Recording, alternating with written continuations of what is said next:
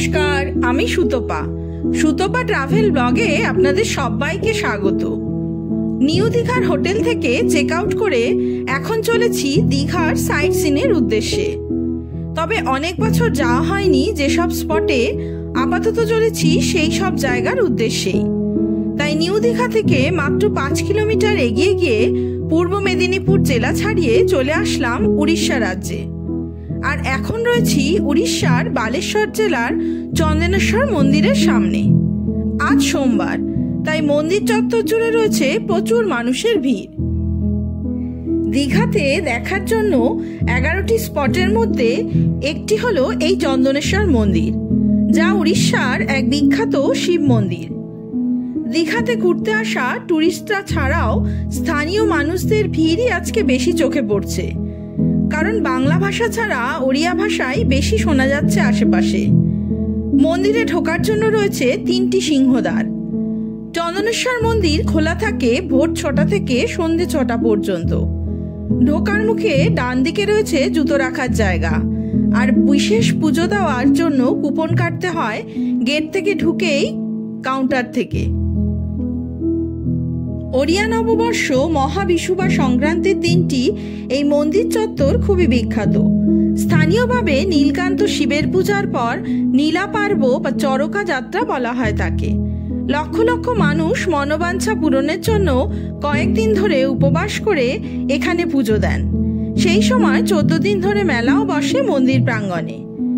আজকে পুজোর লাইনে দাঁড়ানো অনেকেই দেখছি বাড়ি থেকেই পুজোর সরঞ্জাম নিয়ে এসেছেন। যদিও পুজোর সামগ্রী মন্দিরের সামনের দোকানগুলোতেও কিনতে পাওয়া যায়।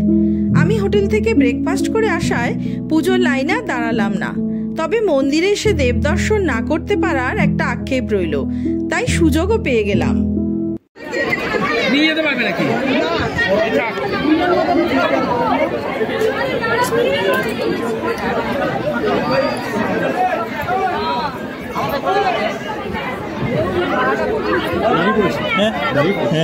ভেতরে কি ছবি তোলা এলাও আছে? না, এলাও আছে, কোনো প্রবলেম।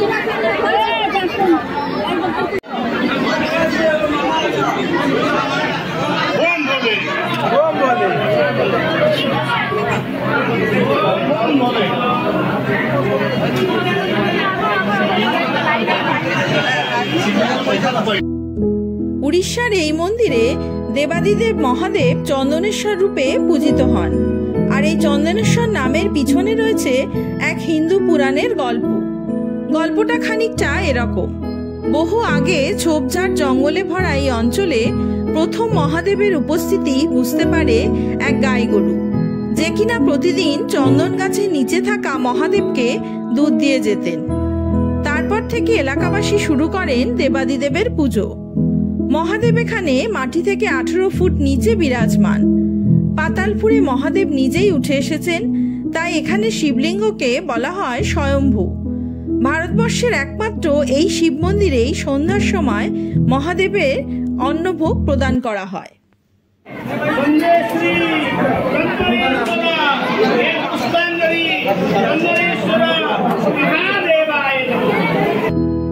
স্থানীয় মানুষজন চন্দনেশ্বর মন্দিরের মহাদেবকে খুবই ভক্তিভরে আর শ্রদ্ধা করে পুজো করেন। এমনকি দূর দূরান্ত থেকে এখানে পুজো দিতে আসেন বহু ভক্তেরা। সকলেই মানেন এখানে ভগবান শিব খুবই জাগ্রত, তাই সকলের মনস্কামনা পূরণ করেন বাবা ভোলানাথ। মন্দিরের বাইরে রয়েছে ধূপ প্রদীপ জ্বালানোর জায়গা, কারণ মন্দিরের গর্ভগৃহে তা জ্বালানো নিষেধ। তবে এই মন্দিরের আশেপাশেও রয়েছে আরো বেশ কয়েকটি মন্দির, যেমন জগন্নাথ দেবের মন্দির, রাধাকৃষ্ণের মন্দির, দুর্গা মন্দির আর মঙ্গলচণ্ডী মন্দির।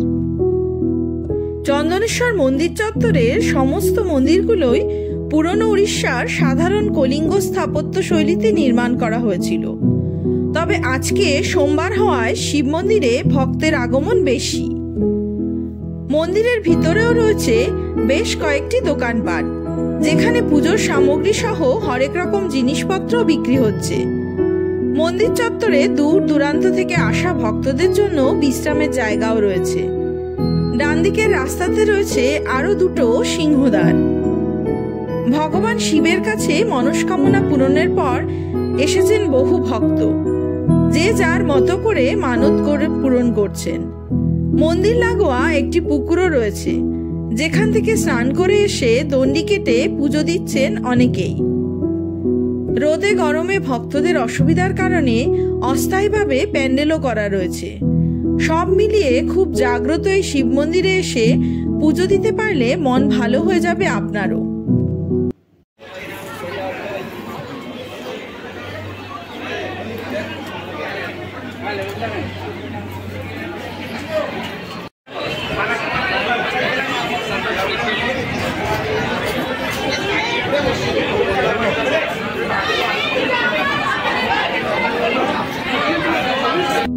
উড়িষ্যার চন্দনেশ্বর মন্দির দর্শন তো হলো, চলুন তাহলে এবার যাওয়া যাক দীঘার আরেক টুরিস্ট স্পটে। তবে এই মন্দিরের বাইরের পরিবেশ দেখে শুধু যেন মনে হচ্ছে পুরীতে চলে এসেছি। উড়িয়া পান্ডা, উড়িয়া ভাষা, পশ্চিমবঙ্গ ছেড়ে উড়িষ্যা রাজ্যে প্রবেশ করে সেই অনুভূতি দিচ্ছে। চন্দনেশ্বর মন্দিরের সামনের রাস্তা দিয়ে চলেছি এখন বালাসোর ডিস্ট্রিক্টের আরেক অফবিট ডেস্টিনেশন বিচিত্রপুর। এক রাজ্যে ঘুরতে এসে আরেক রাজ্য ভ্রমণ, এটা কিন্তু একটা আলাদাই অনুভূতি, তাও আবার বাড়ি থেকে বেরিয়ে বেশি দূরত্ব নয়। এই মুহূর্তে গুগল ম্যাপের ভরসাতেই এগিয়ে চলেছি। চন্দনেশ্বর মন্দির থেকে বিচিত্রপুরের দূরত্ব দেখাচ্ছে 6 কিলোমিটার মতো। যদিও লাস্ট 7 বছর আগে বিচিত্রপুর এসেছিলাম, কিন্তু কিছু সময় পথ চলার পরই আমরা পথ হারিয়ে গ্রামের শেষ প্রান্তে এসে পৌঁছালাম। ହସ୍ପିଟାଲ ପରେ ହାଟ ଛକ, ସେ ହାଟ ଛକ କତରୁ ପୁରା ଦକ୍ଷିଣକୁ ଲାଗିଛି, একদম ডাইরেক্ট যাই পৌঁছবে। ক্যাপ্টেনে আপন কচুরি ଦେଇକି ঘুরিকি বহুত অনেক ঝামেলা না। বিচিত্রপুর যেখানে যায় ওই আগের টার্গেটটা এটা না, এটা না আগেরটা এরকমই একটা শুরু। না না এটা না, চলো চলো হসপিটাল নাকি বললো আগের ছকু, ছকু আগের ছকু।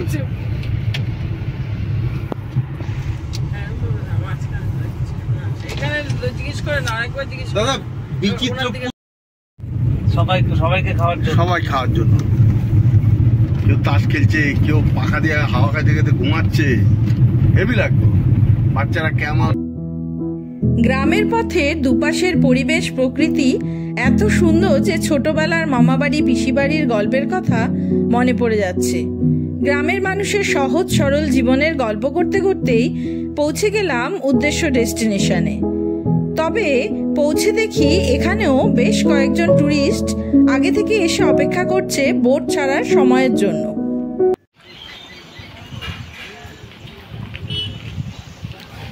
এখানে থাকার হোটেল আছে? কোথায়?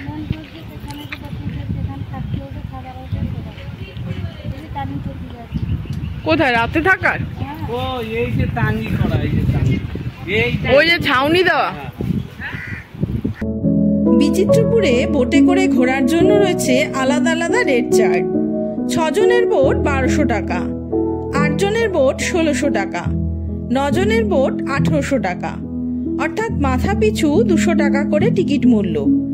এই কাউন্টার থেকেই টিকিট কাটতে হবে, কিন্তু এই মুহূর্তে কোনো ট্যুরিস্টকেই টিকিট দিচ্ছেন না, কারণ জোয়ারের জল না আসলে বোট চালু করা সম্ভব নয়। ঘড়িতে এখন 12টা মতো বাজে। কাউন্টার থেকে বলা হয়েছে যে দুপুর 2টোর সময় জোয়ার আসবে, তাই প্রত্যেককেই 2 ঘন্টা অপেক্ষা করতে হবে। অপেক্ষা করার কথা শুনে আমি আর ড্রাইভার কার্তিক এগিয়ে গেলাম খাড়ির দিকে, যেখান থেকে বোট চালু হয়। এ পথে মাটির রাস্তার দুধারেই রয়েছে বাবলা গাছের ছায়া, আর তাছাড়াও সমুদ্রের নোনা জলে বেড়ে ওঠা নানা শ্বাসমূল। সামনেই বিচিত্রপুর ইকো ট্যুরিজমের খাদিবিলের তোরণ। এখানকার নির্জন পরিবেশ ভীষণ সুন্দর। সামনের এই বিলে সমুদ্রের জোয়ারের জল চলে আসলে বোটগুলো সব জলের ওপর ভেসে উঠবে বা বোট চলার উপযোগী হবে। এখন ভাটা থাকায় জল প্রায় নেই বললেই চলে। তবে এখান থেকে বোটে করে দুধারে ম্যানগ্রোভ অরণ্য দেখতে দেখতে পৌঁছে যাওয়া যায় সুবর্ণরেখা নদী আর বঙ্গোপসাগরের সঙ্গমস্থল বা মোহনাতে। আর বোট থেকে ট্যুরিস্টদেরকে নামিয়ে দেয় এক দ্বীপে, যেখানে নেই কোনো মানুষের ভিড় কোলাহল। সমুদ্রকে খুব কাছ থেকে উপভোগ করা যায় নিজের মতো করে। তবে আগেরবার এখানে এসে সেসব দৃশ্য দেখার সৌভাগ্য হয়েছিল। এবার বোধহয় সে সৌভাগ্য আর হবে না, কারণ স্থানীয় আইসক্রিম বিক্রেতার কথা মতো এখন মরা কোটাল। তাই সমুদ্রে জোয়ার আসলেও এই বিলে জল ভর্তি হতে আরো সময় লাগবে। সকালে যারা এখানে এসেছেন প্রত্যেকেই ঘুরে আসতে পেরেছেন সেই দ্বীপ থেকে। জোয়ার ভাটা নেই, সমুদ্রের জল তো না। 1 ঘন্টা করে পিছিয়ে যায় রোজ। অতটা তো টাইম ডিস্টেন্স হয় না, আস্তে আস্তে হয়। না, 1 ঘন্টা ডেইলিতে 1 ঘন্টা ডিফারেন্স হয়। 1 ঘন্টা? 1 ঘন্টা ডিফারেন্স থাকে। তাহলে দীঘায় যদি যেই টাইমে জোয়ার এখানেও সেই টাইমে জোয়ার, তো ওই টাইমে জোয়ার। আমরা তো ভুল করি। কালকে যে বলেছিল একটা দীঘা থেকে জল থাকলে এখানে জল থাকবে। অমাবস্যাতে আসলে তবে ভরা কোটালের সময় সমুদ্রের জল তাড়াতাড়ি এই পর্যন্ত চলে আসে। তাই অফবিট বিচিত্রপুরের অপরূপ সৌন্দর্য ভোগ করতে চাইলে আপনারা অবশ্যই জোয়ারের টাইম দেখে এখানে আসবেন। না হলে হয় অপেক্ষা করতে হবে বহু সময়, আর কেবলমাত্র দিনের বেলাতেই আলোতে যেহেতু এই দ্বীপে যাওয়া যায়, তাই ভাগ্য খারাপ থাকলে সেখানে পৌঁছানো হয়তো সম্ভব হবে না। তবে খাড়িবে বোটে করে যেতে মনে হবে যেন সুন্দরবনে ঘুরতে এসেছেন। আমরা যদিও 7 বছর আগে নৌকায় করেই ঘুরে এসেছিলাম এ পথে।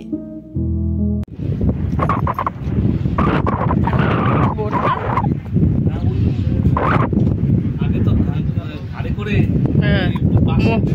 মোটরটা নিয়ে আসতো না। তখন এত বোট ছিল না।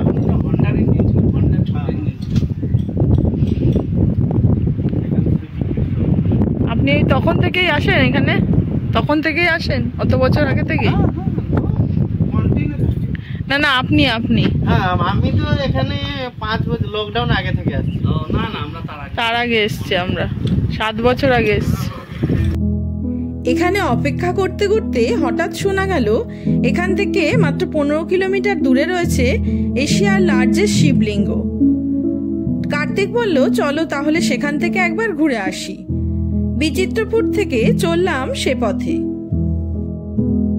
বাবা ভূষেন্দ্রেশ্বর মন্দিরটি উড়িষ্যা রাজ্যের বালাসোর জেলার কুম্ভীরগাদি গ্রামে। পথ চিনে যেতে আপাতত গুগল ম্যাপই ভরসা। গ্রামের সমুদ্র ঘেঁষা রাস্তা পথে চলতে এ এক অন্যরকম ভালো লাগা।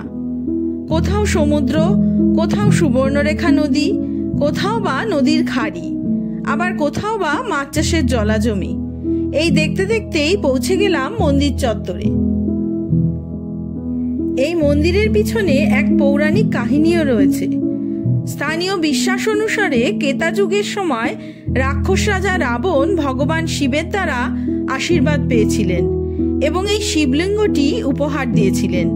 কিন্তু ভগবান শিব তাকে সতর্ক করে দিয়েছিলেন যে কোথাও লিঙ্গম স্থাপন করবেন না। রাবণ তার পুষ্পক বিমানে লিঙ্গম নিয়ে যাচ্ছিলেন আকাশপথে। দেবদূত বা দেবতারা হতাশ হয়েছিলেন এবং রাবণের ক্ষমতা দখল করতে চেয়েছিলেন, যা তিনি শিবের কাছ থেকে নিয়ে এসেছিলেন। এর মধ্যেই রাবণ মরিয়া হয়ে এই জায়গাতেই লিঙ্গম রোপণ করেন। তিনি আবার তোলার চেষ্টাও করেছিলেন পরবর্তীতে, কিন্তু ভারী হওয়ায় ব্যর্থ হন। বহুদিন ধরে এই শিবলিঙ্গ জঙ্গলেই পড়েছিল।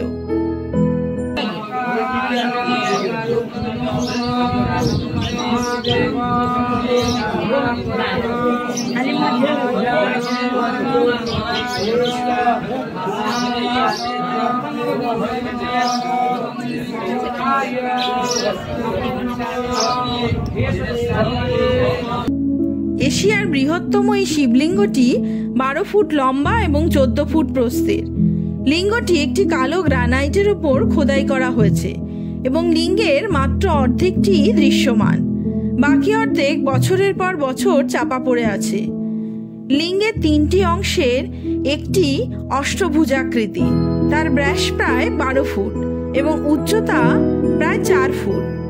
এত বড় শিবলিঙ্গের মাথায় দুধ জল ঢালতেও ভরসা কিন্তু বড়সড় দৈর্ঘ্যের লাঠি।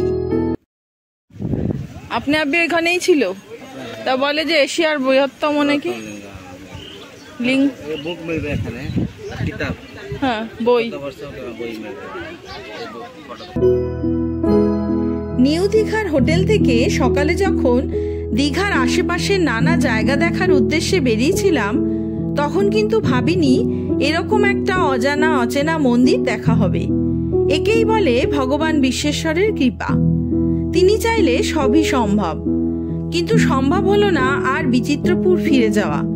তাই উড়িষ্যার গ্রামের সৌন্দর্য উপভোগ করতে করতেই এবার উল্টো পথে ফেরার সিদ্ধান্ত নিলাম। অর্থাৎ কিনা দীঘা হয়ে সোজা পশ্চিমবঙ্গের নদিয়া জেলায় নিজের বাড়ি। পথে গঙ্গা মায়েরও দর্শন পেয়ে গেলাম।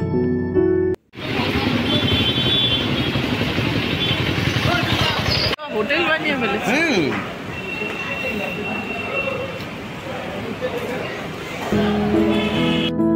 আগে প্রত্যেক বাঙালির দীঘা ঘুরতে আসা মানে একমাত্র আস্তানা ছিল ওল্ড দীঘায়। এখন না হয় আমরা নিউ দীঘাতে থাকি, কিন্তু আগে ওল্ড দীঘাতে থাকলে এই খাবার হোটেলে খেতে আসতাম, ভালো লাগতো। তাই অনেক বছর পর আবারও লাঞ্চ করলাম এখানে। অভিজ্ঞতা বেশ ভালোই। চলুন খাওয়া দাওয়া সেরে এবার বাড়ি ফেরা যাক। ফেরার পথে আবারও অতি প্রিয় মেরিন ড্রাইভ রোড হয়েই ফিরছি। আজ তবে এই পর্যন্তই থাক। আপনাদের সাথে দেখা হবে নতুন আর একটা ব্লগ নিয়ে, নতুন আর এক জায়গায়। ততদিন সবাই সুস্থ থাকবেন, ভালো থাকবেন। নমস্কার।